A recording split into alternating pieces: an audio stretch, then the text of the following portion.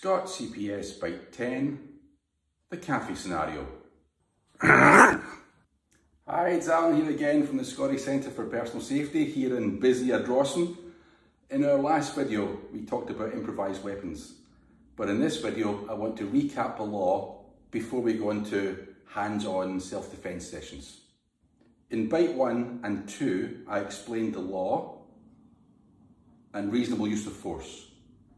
Now I'm going to put you in a situation that will hopefully make this a bit more clearer. It's the cafe scenario. Now this is a small, narrow cafe with a closed-in counter and only a few tables and chairs. There's only one way in and one way out. As you sit down with your coffee, a man walks in and looking right at you, he shouts, "I'm going to knock your block off." With clenched fists, he approaches you and he punches you in the jaw. And then he starts to walk away. So, what can you do by law?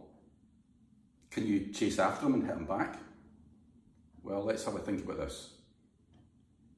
The guy's walking away from you, so he's no longer a threat. So, can you claim self-defence? No, you probably can't. So, if you chase after him and hit him, that's going to be an assault. Yeah, he did assault you first, but now you're assaulting him, so you can't do that. You could decide, if you think back to your law in Bite 1, you could decide, I'm actually going to go and make a citizen's arrest. I'm going to stop him and prevent him from leaving the cafe. I want the police involved, he's going to get nicked. You could decide that. The problem with a citizen's arrest, as we discussed in Bite 1, you don't know what he's got this person. He could pull out a knife, the situation could change completely. There's a lot of dead heroes out there because they've tried to solve a situation in some way or another by jumping in. So, yeah, you could make a citizen's arrest. Would you really? Would we advise it? Probably not. So what does that leave you with? You could phone the police. Get your phone, give the police a call. I've been assaulted on such and such a cafe in such and such a street. This is what he looks like. If you've got your phone, you take a photograph of him. Let the police do it. That's what they're there for. So that would be a logical solution for you. So, in that scenario there, he's walking away. It's probably best to let the police deal with it. Let's change the scenario slightly. Same cafe, same guy shouting, "I'm going to knock your block off." He clenches his fist, he strides towards you. He punches you in the jaw, but this time, he shouts, "There's more where that came from." He raises his hand to strike again. Now can you defend yourself? Yes. A judge or procurator fiscal will ask, did you feel threatened? Yes, of course you did. He hit you once and he's going to hit you again. So you defend yourself. And that's really what self-defence is, isn't it? You know, if you've been hit, you can then defend yourself by striking back. Self-defence, isn't it? Right? Wrong. You're allowed to defend yourself if you feel threatened.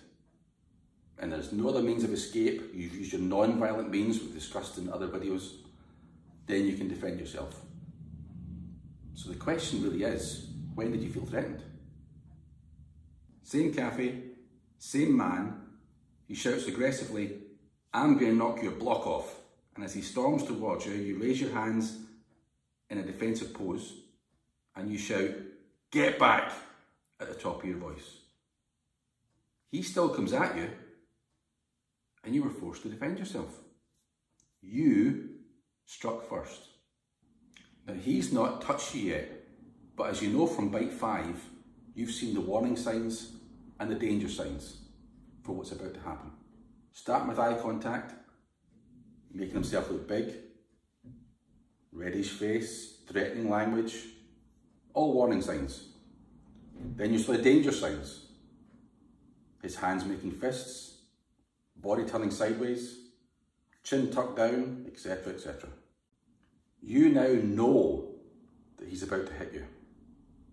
You felt threatened, and after trying the non-violent means, that's your voice control, that we mentioned in Bite 6, you were forced to strike him first with an open palm strike. And we discussed that in Bite 7 and Bite 8. It's called a preemptive strike, and that's self-defense.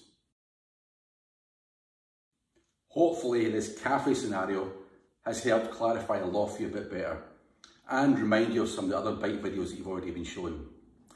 Next time, we're going to show you how to escape from a wrist grab, and I'll be introducing you to Big Mick McNumpty. So until then, stay safe.